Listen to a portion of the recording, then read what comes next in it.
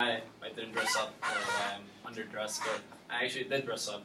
As a matter of fact, I tried to go even a bit further, but if I had done so, I would look like that, but that might have been just a little bit too much, so I try to keep it down.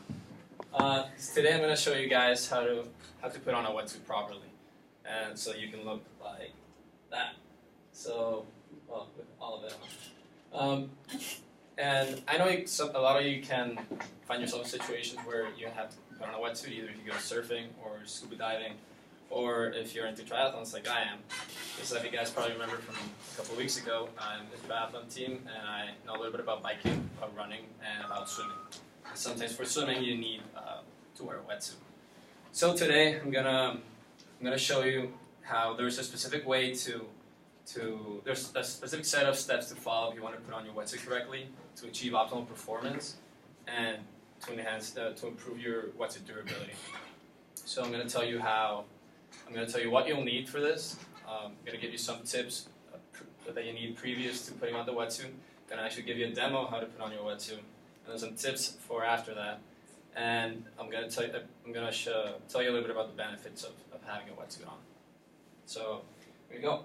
First, what you need is, you need your wetsuit, right? And you're going to want to unzip the zipper on the back, and maybe do a little bit of folding it out so you can actually get your body in, right?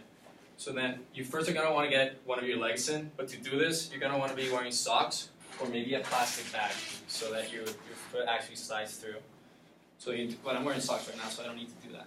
So first, when you pull your leg through, you want to have it a few inches above your ankle instead of having it all the way down, because you're gonna want to be able to stretch it out all the way to the top. You're gonna want that extra room later when you put it on the top part.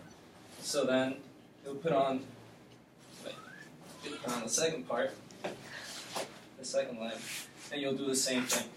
Put it on a few inches above your ankles, and you'll just pull it up.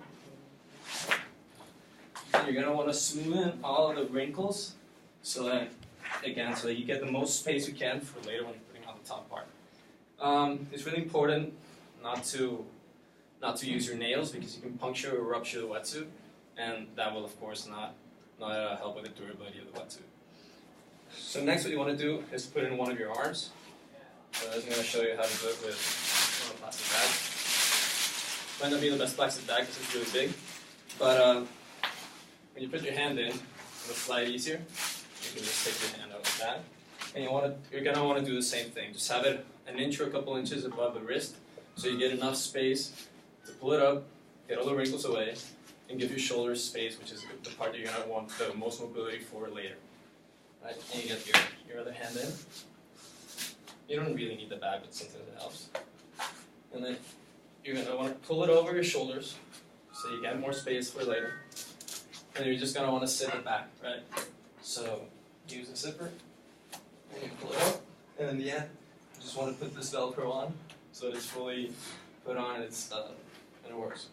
So once it's finally on, you want to test for mobility. You want to know that you can actually move all your body parts. And I'm going to tell you some tips for after your wetsuit's on, because one might think that that's all you want to do, but there's actually a few more things that you can actually do to help for when you're swimming. You can use some Body Glide or anti-chafing balm, and I guess we don't take it off yet. And you can put this on in parts that you're gonna that the wetsuit can cause chafing on when you're swimming. For example, the bottom part, like where the ankles are, where your wrists are, also in the neckline, and sometimes some people even want to put it on in their armpits, or I don't know, in the legs where the wetsuit rubs a lot on your body. So now that you know how to put on your wetsuit, I'm going to tell you a little bit about the benefits of wearing a wetsuit when swimming. Well, of course, it'll help to prevent you from being too cold, right? But it also helps with buoyancy, so you can actually float better while you're swimming. And according to the Biomedical Center Journal, they conducted a test, and the results suggested wearing a wetsuit had a positive influence on swimming speed. It's most probably because you can float better, so you're wasting your energy instead of on floating, on swimming faster. But you also have to be careful on what wetsuit you're wearing, because if it's too tight, it can actually be bad for you. As a Biology of Sport journal reports, a tighter wetsuit increases blood pressure. So if you're having trouble with blood pressure, you actually have to be careful with this.